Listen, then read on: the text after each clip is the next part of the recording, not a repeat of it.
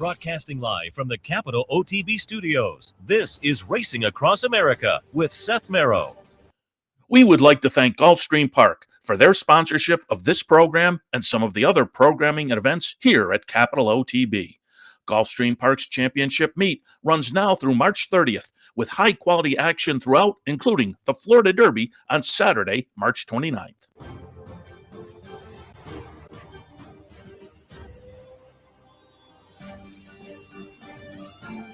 Good morning and welcome to Racing Across America. I am Seth Merrow. Thanks for joining us. Another big Saturday of stakes action around the country, and we'll talk about it this morning. A little bit later on, we'll be joined by John Piassek. We'll talk some Laurel stakes. They have some nice stakes on the Laurel card, the Barbara Fritchie and the John Campbell, the General George amongst them. So I'll hit on those a little bit later on. But a very big day, Louisiana Derby preview day down at the fairgrounds. And I always say, those big stakes days down at the fairgrounds, they hit on so many different divisions. Always a fun afternoon. And again, who better to talk to than our friend Joe Kristufek? You see him down doing the pregame show, the paddock commentary. Joe, good morning.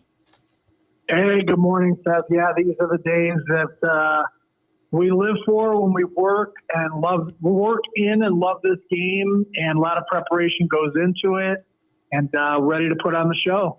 I have to ask you, was there any noticeable Super Bowl spillover at the track last week? Any jerseys around in the crowd? Yeah.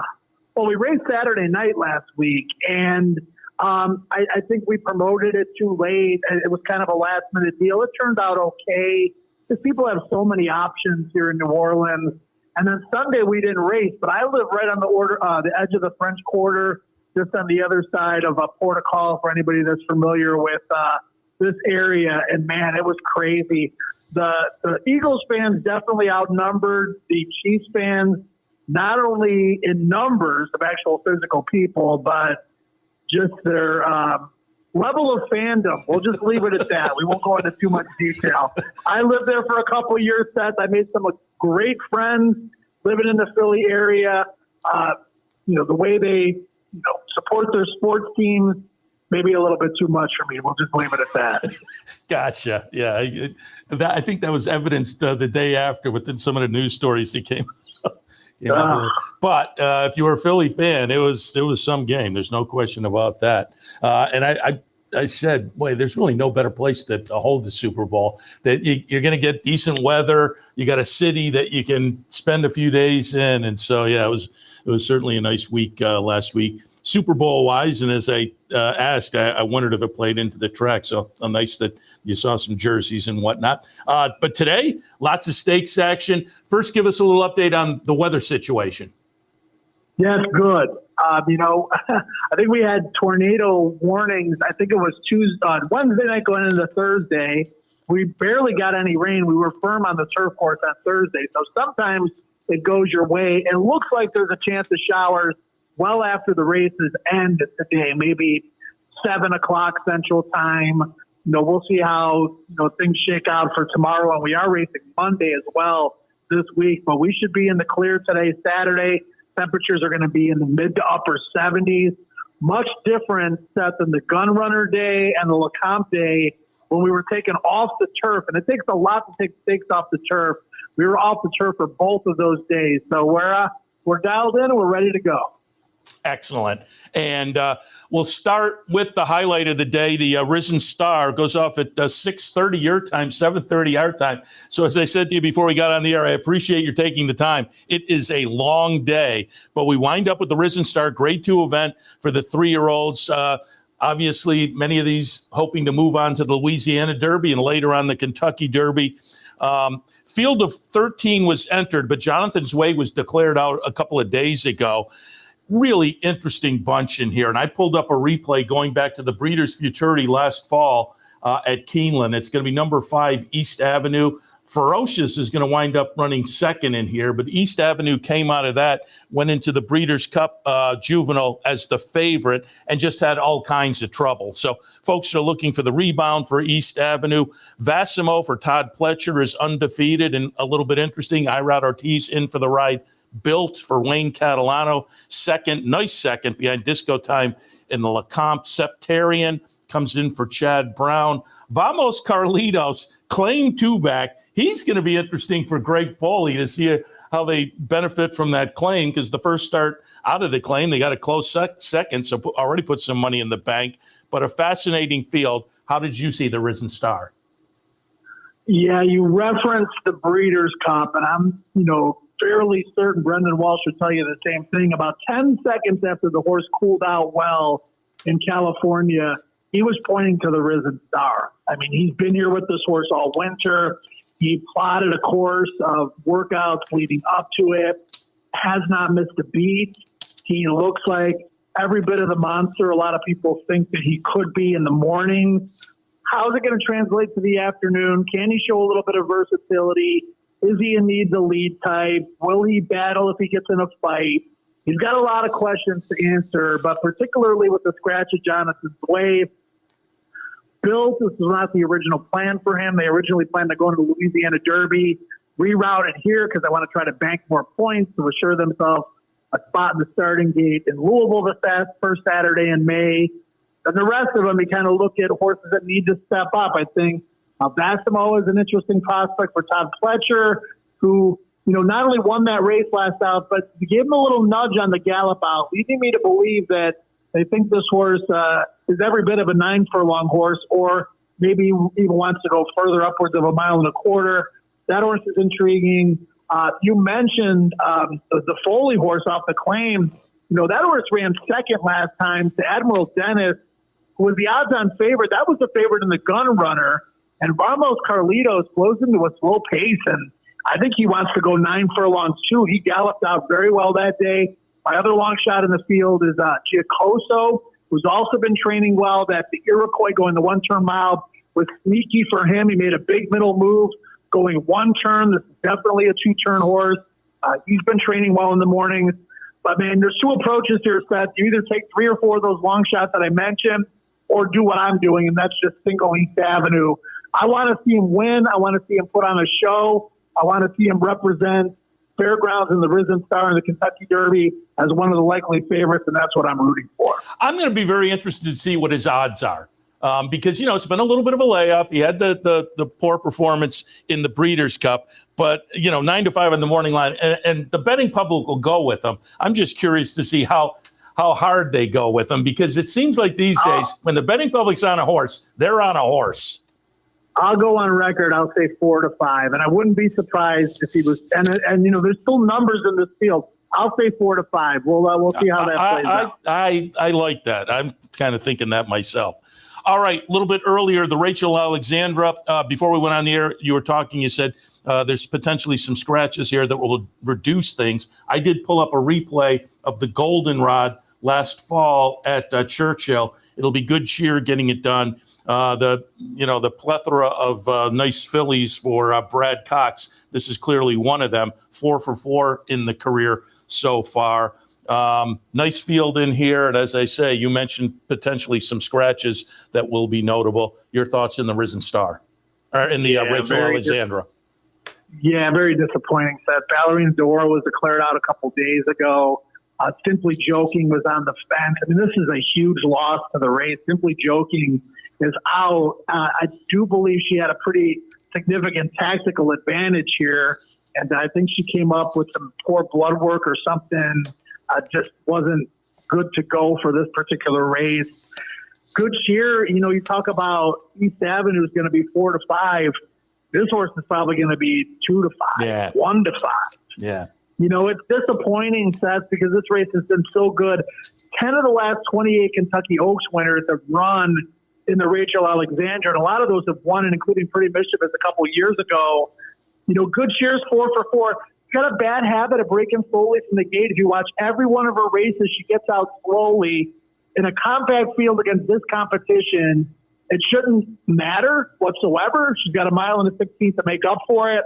But she's going to have to break that bad habit moving forward, particularly in a 14-horse Kentucky Oaks, in order to not compromise herself significantly. Good Cheer just looks like a standout in this race. The other horse that I'm a little bit interested in is Go Well's Delight, who looked so good winning on debut at Fairgrounds, and then went to the Martha Washington. Her stablemate won that race, Take Charge Milady. And Go Well's Delight kind of had a strange adventurous trip that particular day. She's got a little tactical speed, but I think she's better with a target. I would think that, she's the most likely upsetter in the field at a race where it looks like it might be a walkover for good cheer. Yeah, I like Go All's Delight in the Martha Washington, and you're right. There was a trip there, but I still wasn't quite sure what to do today. But I think, with the shortened field, I don't know whether you quite get the price you'd want on that one, but I like that Brian Hernandez is hopping on board, Kenny McKeith's main guy. So we'll see. I'll take a look at the odds and maybe make a decision there. All right, the Mine Shaft a little bit earlier for the older horses, and this is a really nice edition of that race as well. I pulled up a replay earlier this season right at the fairgrounds. We'll watch number 1, Hall of Fame, Get It Done. This was an allowance optional claimer. This I thought set the horse up very well for this afternoon with a 103 buyer, which was notable. But that said, you have Tuscan Sky in here for Pletcher. Phil Bauer has Warrior Johnny. Catching Freedom for Brad Cox should be interesting. Batten Down for Bill Mott. This is a nice field of older horses. How did you see the Mine Shaft? Yeah, that's a fascinating race because Hall of Fame has the raw talent to be one of the top handicap horses in the country this year. And his comeback race at Churchill, he won over a 1-turn mile, which is a sharp trip for him. Then he comes back and just absolutely romps in that optional claiming 2 other than that you referenced. And he was just biting off more than he could chew as a 3-year-old. Steve Asmussen, as he often does, Hall of Fame, aptly named for the racehorse and the trainer, took a step back, regrouped, brought back a smarter, bigger, more seasoned individual as a 4-year-old. What kind of trip is he going to get, though? There's a lot of horses in here that want to go forward. You've got Tuscan Sky who can go forward. You've got Maycox Bay, Batten Down, of course, even the Japanese bred on the outside, all capable of going forward. So it'll be interesting to see what Jose Ortiz does with Hall of Fame. There should be a better than honest pace to run at, which could set the table for Catching Freedom, last year's Louisiana Derby winner.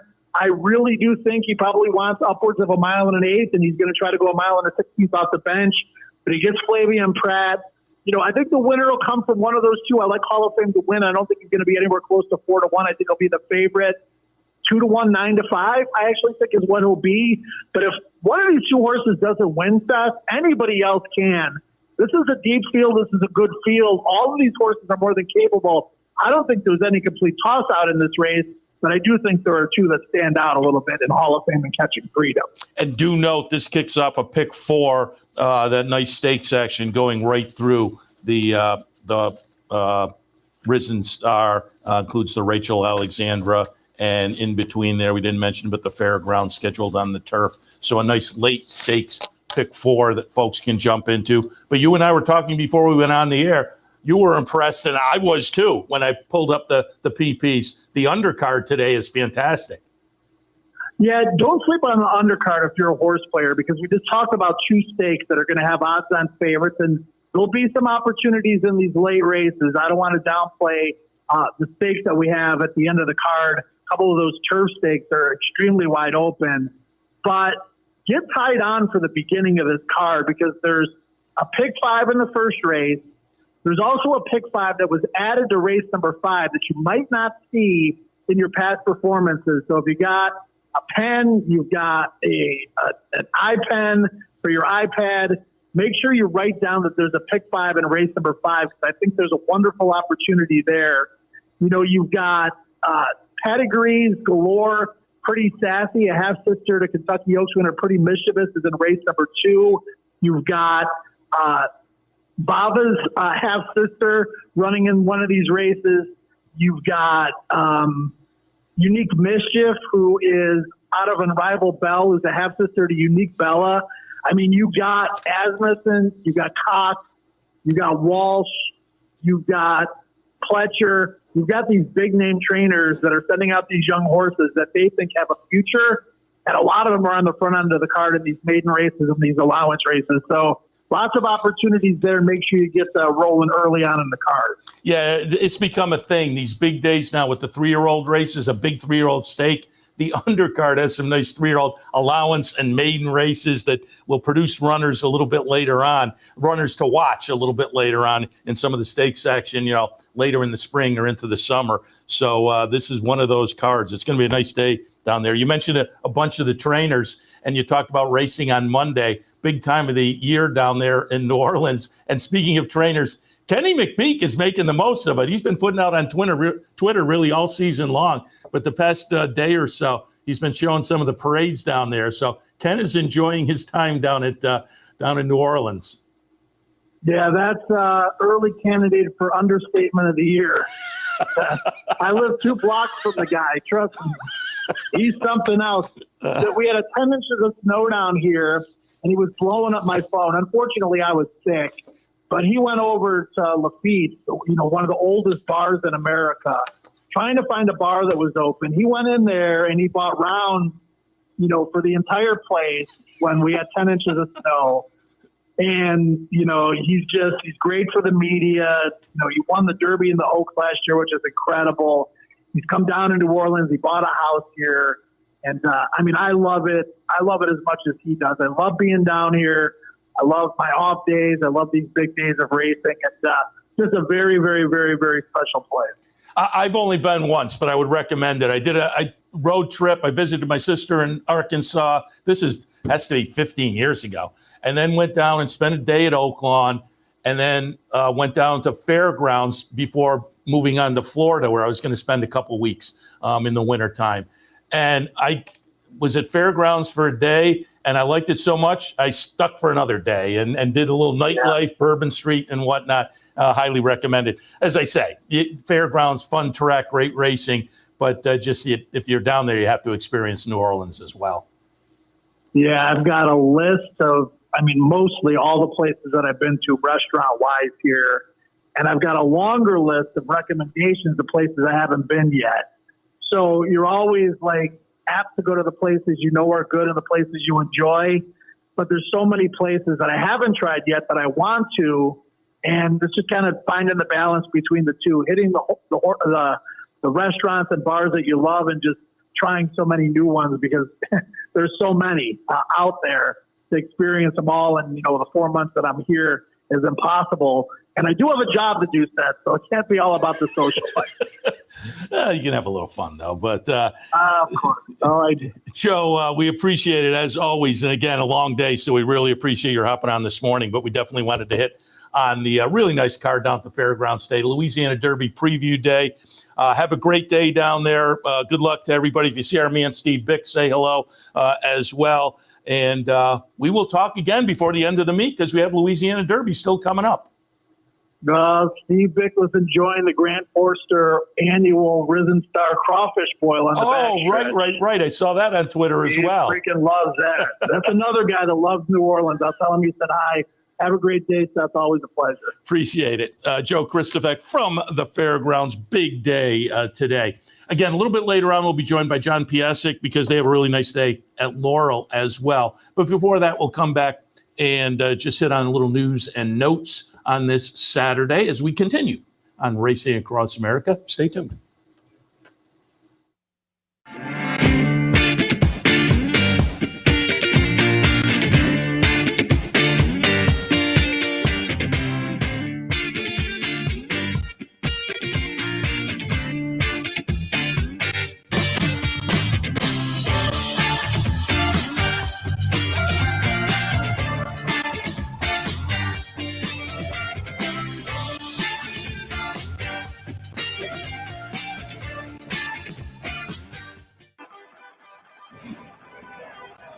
Want to get your career in horse racing off to a fast start? Well, the University of Arizona's Racetrack Industry Program is your winning ticket. The Racetrack Industry Program has served as a springboard to some of the industry's most successful individuals, with a proven track record of job placement right out of college.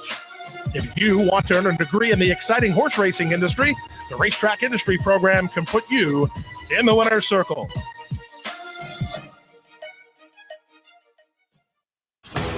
Sometimes it pays to go with the flow, to check your worries at the door, to reconnect with your crew, to follow the thrills and the flavor, to roll with it and see where it takes you. to enjoy every minute to its fullest, and to dance like there's no tomorrow. You can do that here at Rivers Casino and Resort Schenectady, where the good times flow. Welcome back to Racing Across America on this Saturday morning. Let me just hit you with some of the promos. There is a Fan Appreciation Day today at the Lawrence Street Tavern. Easy bet. We would love to have you stop by if you're in that area. If you're a patron out there, definitely stop by so we can say thank you to you for your patronage. Fan Appreciation Day, always a lot of fun. Food, free stuff, some vouchers, PPs. There's always a contest that gives you a chance to win a little extra money. So fun afternoon to be had at the Lawrence Street Tavern. Easy bet in Glens Falls. That's this afternoon. Stop by if you're in the area. Don't forget, King of the Hill contest continues Sundays here at the Clubhouse Racebook through February. Last week, I think both of the last 2 weeks, we came right down to the end and just, had somebody sitting there with the possibility of sweeping and just came up a little. I think last week it was a second place finish, needed a win in the final race. So we've been close the past couple of weeks. Come down and try yourself Sunday at the Clubhouse Racebook, 711 Central Avenue in Albany.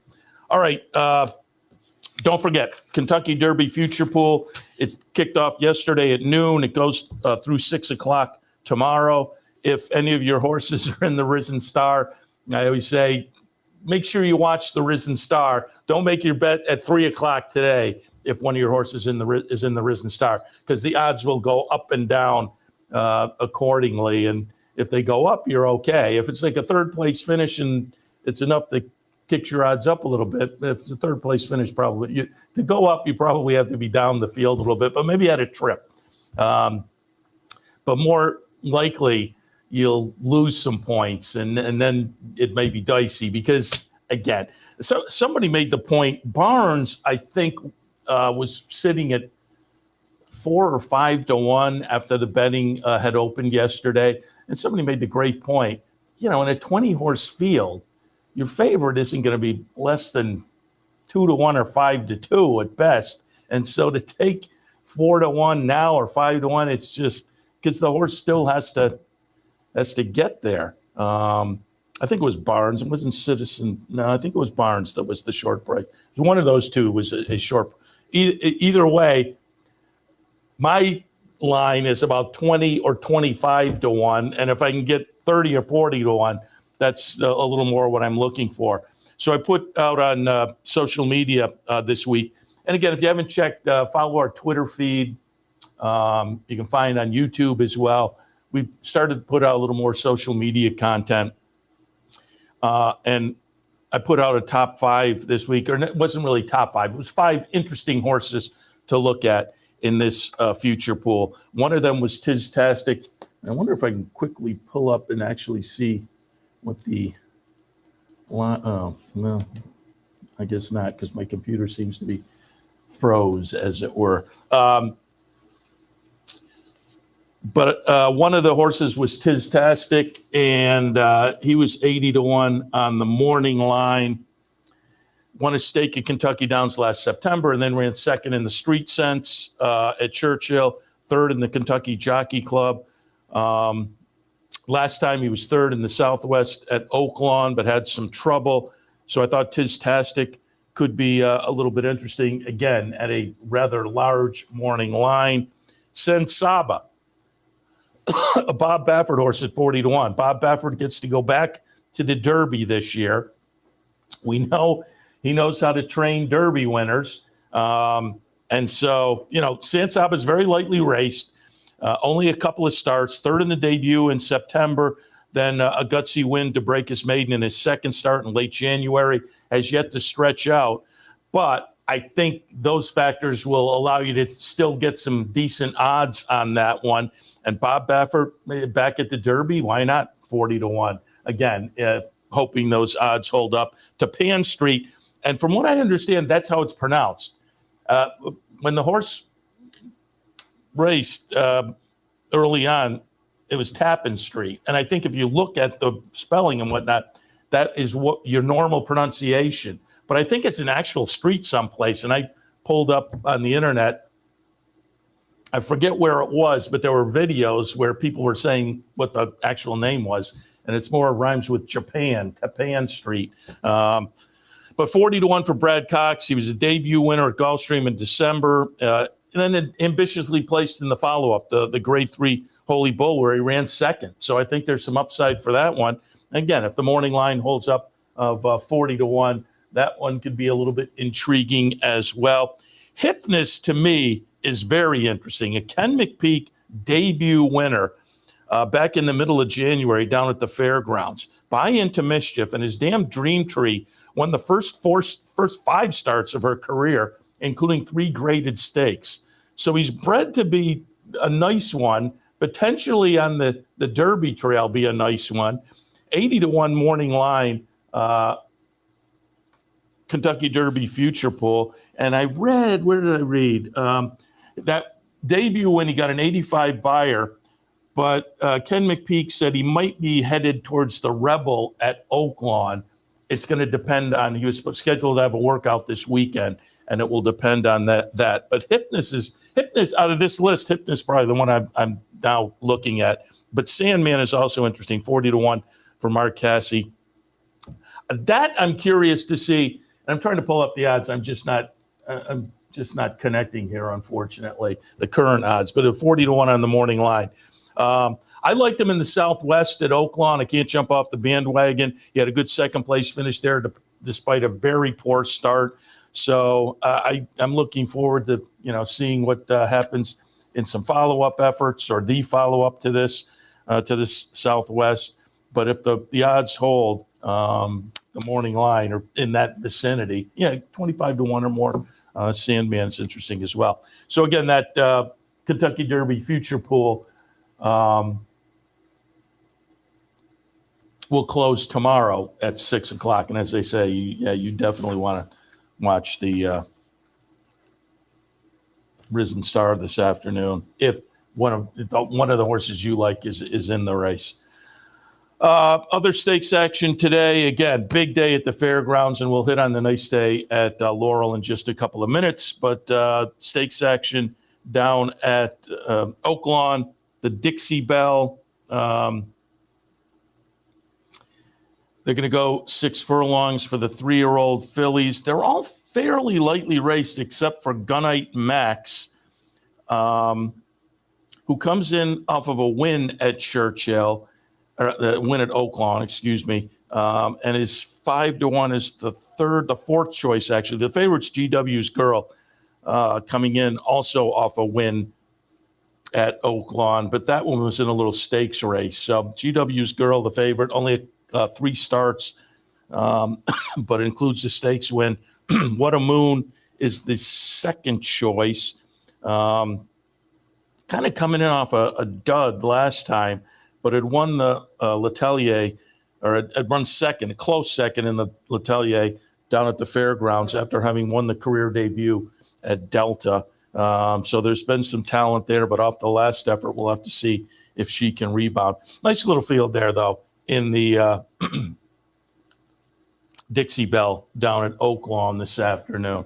The feature at Gulfstream will be the Royal Delta. These are fillies and mares going 1 mile and a 16th Grade 3 event. Again, this is down at Gulfstream. For me, I went 8, 1, 10, and 7. I put Grand Job on top for Bill Mott. Started the career over in Europe on the synthetic in the turf, mostly turf. Then came over to the United States. 2 starts on the dirt since, and they've been 2 wins and 2 pretty nice wins.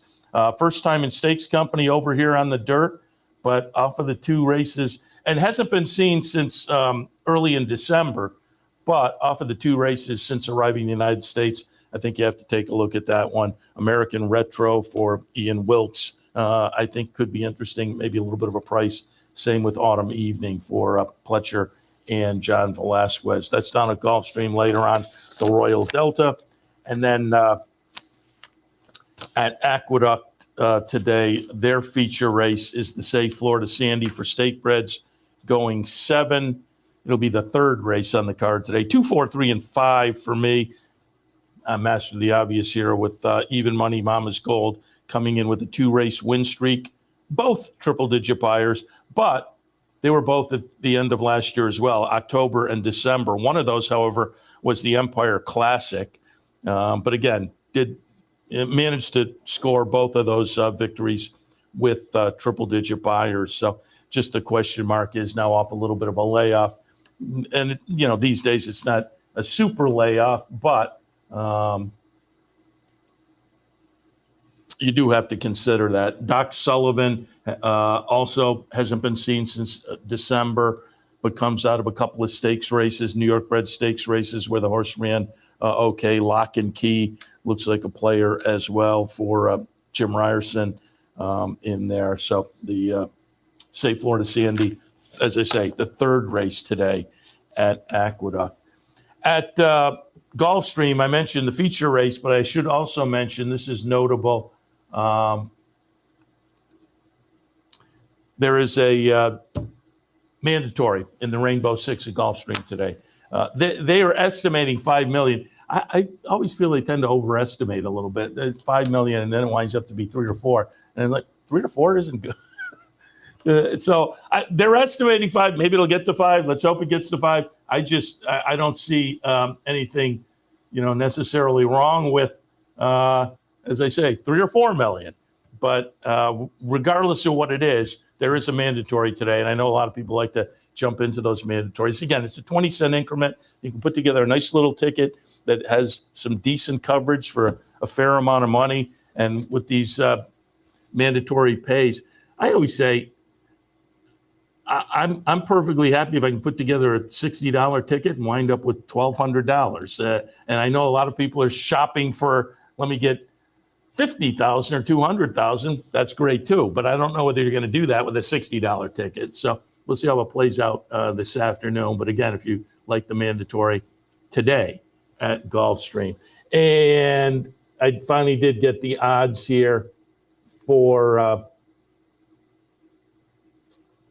the future pool. Barnes is 7-1. Burnham Square, the winner down in Florida for Ian Wilkes a couple of weeks ago, at 13-1. See, that's short. Rick Dutro's Captain Cook, who was the nice winner, 22-1. You're getting a little more interesting. Chancellor McPatrick is 21-1, and I like Chancellor McPatrick, but boy, they're a little behind the 8 ball there, so I'm not sure 21-1 seems a little short. 6-1, Citizen Bull's currently the favorite at 6-1. That's definitely too short. Coal Battle is interesting, being one of the horses coming out of that Remington late season stakes race that might get overlooked. Just connections and as they say, coming from that springboard mile, subsequently winning at Oaklawn though. But you're getting 46-1 there, so that one's interesting. East Avenue is 12-1. Again, if you like East Avenue and you like 12-1, wait until later today. That 12-1 might not hold up depending on how he does. Ferocious off a poor performance, 99-1.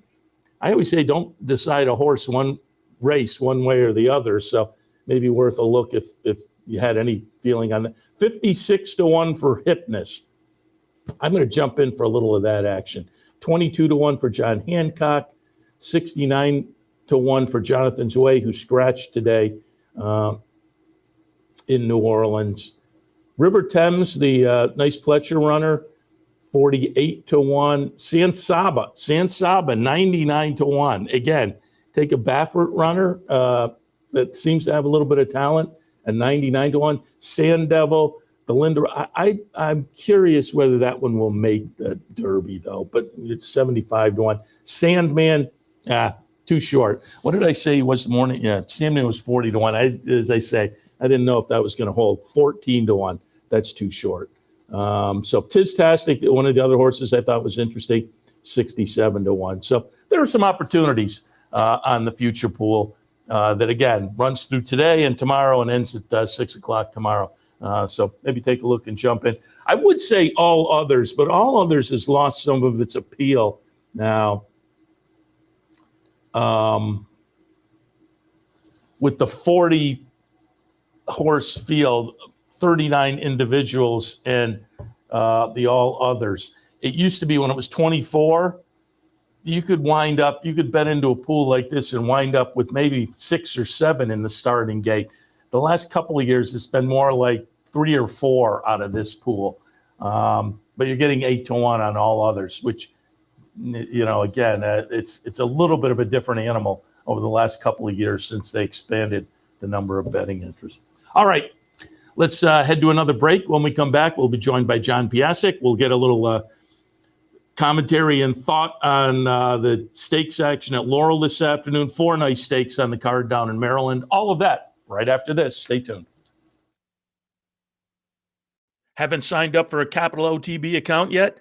Now's the time to take advantage of the sign-up bonus. Open up a new account with $200 or more, bet $400 by the end of the month, and receive a bonus $200 into your account. Plus, you can take advantage of everything an OTB account has to offer. Wagering from any device, live streaming, racing info, past performances, online promotions, and more. Sign up today and take advantage of the new account bonus. Details at capitalotb.com. Birdstone is an outside front. They're coming down to the finish. Can Smarty Jones hold on? Here comes Birdstone. Birdstone surges past. Birdstone wins the Belmont Stakes. In front, but here comes Hot Chaparral. Hot Chaparral, the defending champ, to take it to Bob. These two arch rivals head to head with Joe Hart bearing down on them. It's going to be a 3-horse photo finish to the turn. Here's the wire. Photo finish.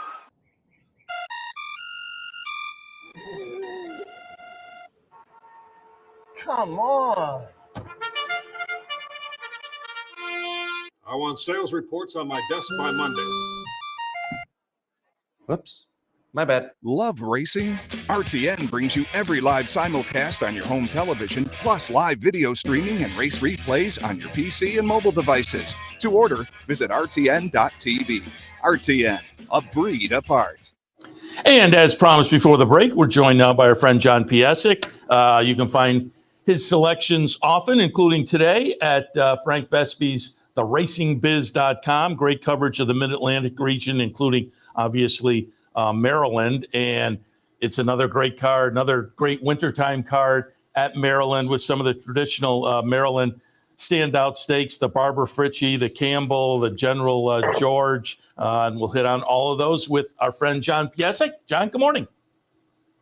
Good morning, Seth. It's great to be here as always. Yeah, happy to have you on board. And let's jump right in and kick things off. And we'll go in chronological order. Early on, the fourth race is going to be the Nellie Morse for fillies and mares going 8.5 furlongs. I pulled up a replay going back to December of the Carousel at Laurel. It'll be number 2, Sea Dancer, getting it done in here. It's a Brittany Russell trainee off of this event. Sea Dancer is likely to take a lot of action, obviously, but Chad Brown sends in a Klarovich horse, headline numbers. That's interesting. Balentin, I think, comes in with a couple of wins in the last 3 starts and a 10-1. That one's intriguing. And off the latest effort, the Mike Trombetta runner, Call Another Play, seems intriguing as well. How did you see the Nellie Morse? I mean, we're only down to a 4-horse field, both the 4 Peppermint Class and the 5 Call Another Play, both of whom I thought had a mild chance to upset. They're both out. Okay. I had Sea Dancer on top originally, and I still have her on top. I mean, she ran, I thought, a very big race in her dirt debut in the Carousel. That was a very tough field, a much tougher field than she'll see here. Came from far off a pretty moderate pace. Didn't have a pace to close into at all, but still rallied I'm 12 lengths out of it, 1 by 2 going away, and paid 16-1. Don't see that too often with the Brittany and Sheldon horse in Maryland. Now, it's a 4-horse field. How many funky things can happen in 4-horse field? Sea Dancer definitely won't be 12 lengths off the early pace, barring something completely unexpected. But she showed a lot of promise in that race, beat better horses than she'll see here. She should sit possibly on, because she showed speed on grass in the past, or just off the early leader, saving all the ground. I think she'll get a fantastic trip and kick away easily. It's another race where I'm going to be intrigued to see the betting public and how they parse things out by the time they enter in the gate, because Chad Brown and Klarovich are such a potent combination. I'm going to be interested to see where the odds end up as these two go into the gate. I mean, I find also New York shippers tend to get really overbet in Maryland, and they don't always do that well. I mean, I know back in December, only one horse was based in New York, won a race the whole month at Laurel, and he won that one by a nose.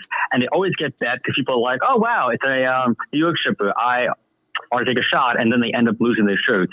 So I think because of that Klarovich Chad connection, headline numbers is going to get bet a lot. And she has a chance because, there's only 4 horses. All right, let's move on to the Barbara Fritchie, a couple $100,000 up for grabs, 7 furlongs for the Fillies and Mayors. I thought Aussie Girl was a little bit intriguing, but I pulled up the scratches here. I see Aussie Girl's out. Will Walden horse that was going to be trying the dirt for the first time. So that one was a little bit intriguing on that aspect. But I pulled up a replay going back to December, the end of December, New Year's Eve, in fact. And it's the Mrs. Claus down at Parks. It'll be number 8, Irish Maxima, getting it done for John Service with a triple-digit buyer. And I think that's going to jump out to bettors. St. Benedict's Prep comes in for Linda Rice. This one is raced at Laurel in the past, going 2 starts back, a little close-up second-place finish in the What a Summer back in mid-January. And Royal Spa is intriguing to me for Rudy Brissett coming up from Oaklawn. Your thoughts in the Fritchie? So I picked Irish Maxima on top. She's not as good as that last race. I mean, the track at Parks was very speed favoring that day. She broke on top and really couldn't be caught. As you said, she won by 13. But she's still a very fast filly in improving form. She's 4 for 5 since the start of 2024. Her only defeat came in a very gutsy second-place effort in the Cheryl White at Mahoning Valley 2 starts back. She won on this track in late September, came from off the pace and did a very nice bunch in the weather vane. She has the best early pace figures in the field, much better in my opinion than St. Benedict's Prep. And in that Laurel race 2 starts back, St. Benedict's Prep was forced to chase a very fast local filly, Ms. Bouchot, and couldn't get a job done that day either. I think a similar thing happens with Irish Maxima. I think she breaks on top, gets to the rail and the lead pretty easily, relishes the mud and wins as much the best. I picked Royal Spa second, and she is a little bit interesting. She has been facing a lot better in the Midwest, both at Churchill and at Oaklawn, has good late speed. I think a 5-6 Colt Exacta could be a very solid bet in this race. Very good. All right, let's move on to race number 7, the John Campbell. I wrote at the top of the page, this is a nice competitive bunch. And I pulled up a replay here going back to January 26th, right here at Laurel Park. And we'll watch Wild Vine win. Wild Vine is going to be the number 6 horse in here. And that was a 92 buyer, so a solid number with a solid win in a field where, as I say, I think it's a competitive bunch. Hit the road, Jack, second in a stake last time right here at Laurel. Nice win, 3 back at Laurel. I think there's a number of different ways you could go with kind of equal confidence. How did you see the Campbell? From a betting perspective, this is the best race of the day. As you said, it's very wide open. A lot of horses in here are coming in great form. I ended up picking the 7, Awfully Cool on top. Don't think he's worth his 8-5 morning line. Hopefully you'll get a bit better than that. He ran well first off an 11-month layoff in the Chris Kringle at Parks last time out. And I know I mentioned the Parks track that day was pretty speed favoring. He closed from off the pace that day. Wore down early leader Mo Visitor and won by a half length. His figure wasn't that great, but it was his first start in 11 months. So I'll give him a mulligan. He has a lot of early speed. He's done well on this track. He was very game second by a nose in the 2023 Bob Manfuso. I think the 3 speediness shows his usual early speed, goes out to the front, probably gets tired late because that's kind of his MO. Awfully Cool is going to sit just off him and take first crack. I think that'll be a winning move. You mentioned Wild Vine. I had him that day, and he helped key a very nice Chesapeake pick 6 hit for me, so I'm eternally in debt to him. He is 8-1 on the morning line, and I think that would be a very good price. He's really in great form both here and at his Penn National base. His only bad race came when he was completely thrown out of his element early on in the 2024 Bob Manfuso 2 starts ago. And he ran well in that January 26th race. He wore down an early leader who set very slow fractions, got up to win going away. Catalea Strike I think is also a good underneath play. He has great late pace figures, rallied well, was second in that spot. He could key a very nice exacta or trifecta. So did you say you had Wild Vine in a pick six? Yes. At 16-1, that must have been okay. Yes, it was very nice. And it's interesting, too, because the rest of that sequence was fairly chalky, but all he needed was one long shot and ended up taking down the whole Chesapeake 6-6 pool. Just goes to show when you're playing like these multi-race bets, really, if you can find even like one good long shot, it could lead to a very nice windfall. Yeah, I think that is absolutely true in the pick six and the pick five. I think both of those bets, if you get one price, it can balloon things up. And sometimes it'll even work out in the pick four. Sometimes it works out in the pick three, but more often, as I say, pick five, pick six. Congratulations. That was a nice hit there. All right. And finally, General George, a couple $100,000 up for grabs, 7 furlongs, the trip. I pulled up a replay here, and it looks like it's going to go through the Brittany Russell runner, Prince of Jericho. The replay is from the Fire Plug back the mid-January race. They're going to be the number 1, Prince of Jericho, getting it done. Just seems in very good form. That said, Mr. Antonelli, I think, has a little bit of a possibility. And off the latest win, Quince Brew in the Jennings also is intriguing. How did you see the General George? This is a very nice field also. In fact, it would not surprise me if we saw a few of these in the Carter at Aqueduct in a few weeks. I picked Quince Brew on top. I think he could well be the best horse running anywhere in the country today, and that includes the horses running at fairgrounds. I know it's kind of a bold statement, but he ran such a huge race in the Jennings. He won by 6 lengths, even though he was kind of drifting in and out in the stretch in his first start in almost 7 months. And he ran a gigantic speed figure on every scale. He ran a 106 Brisnet figure. He ran a 98 or a 99 on the Bayer scale. Those numbers put him in a class with some of the better older horses in the country. And again, that was his first start in 7 months and he did that. He's shown a lot of promise in the past as well. He broke his maiden at first asking on an off track last March. We ran a huge figure that day also. He's 3 for 4 here. He should get even better second off the layoff. I'm not quite sure. He might want a little more distance than 7 furlongs. And while both Prince of Jericho and the 3 Celtic Contender, who's won 3 of his last 4 and ran huge in his 1 defeat, both of those are very logical. But I think we've already kind of seen those ceilings. I don't think we've seen Quince Brew's ceiling yet. If he gets his trip, he could win easily, and it definitely won't be the last we hear from him. Also, if him or Celtic Contender win, they'll be the 4th Maryland bred in a row to win the General George, joining Cordmaker, Eastern Bay, and of course, Post Time. Oh, that's interesting. And the only loss on Quince Brew's resume was a 3rd that was elevated up to a 2nd with a troubled trip. So that's intriguing as well. And it was behind Celtic Contender, who got DQ'd that day. So there was certainly some excuses for the law. Now I'm going to have to pay a little more attention to Quince Brew this afternoon. That'll be the 8th race. The General George go off a little after 3:30 this afternoon. John, absolutely appreciate the conversation. Again, you can find John's selections at theracingbiz.com. But we appreciate it. Any nights calling over at Yonkers coming up? Yes, I was announcing some this week. I'll be on the mic a few days later this month as well. And, of course, you can watch and wager on Yonkers every night, among other platforms on Capital OTB. I do like to throw on you guys sometimes on my OTN. And I know Yonkers is always front and center at night, so love to see it. We appreciate that. John, appreciate the conversation this morning, too. Thanks for taking the time. We'll talk again. Sounds good, Seth. Take care. John Piassek, again, you can catch his coverage of, some of the Maryland racing as far as selections and whatnot at friend Frank Vespy's theracingbiz.com. You also hear John in the booth occasionally down at Yonkers. All right, I'm going to wrap things up for this Saturday morning. Seth Merrow in the studio. Thanks for joining us. We'll be back again in when will we be back again? Let me see if I have my selections here and post time. What did I do with post times? There we go. So post time today at Aqueduct is 110.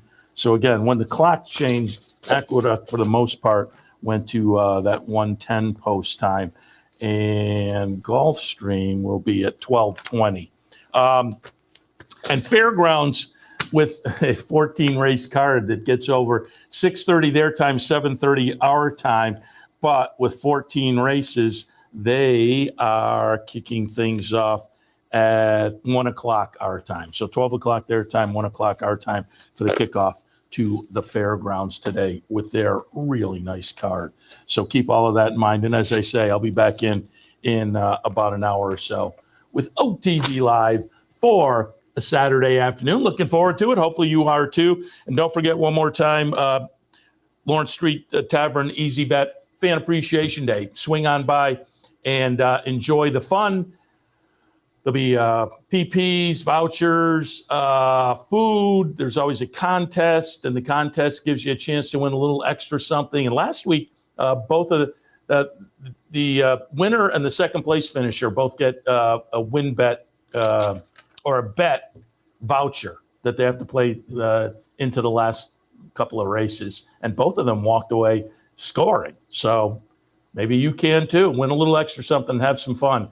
Lawrence Street Tavern, that's this afternoon up in Glens Falls. Stop by and give us our chance to say thank you to you. And tomorrow it's the King of the Hill contest right here at the Clubhouse Racebook.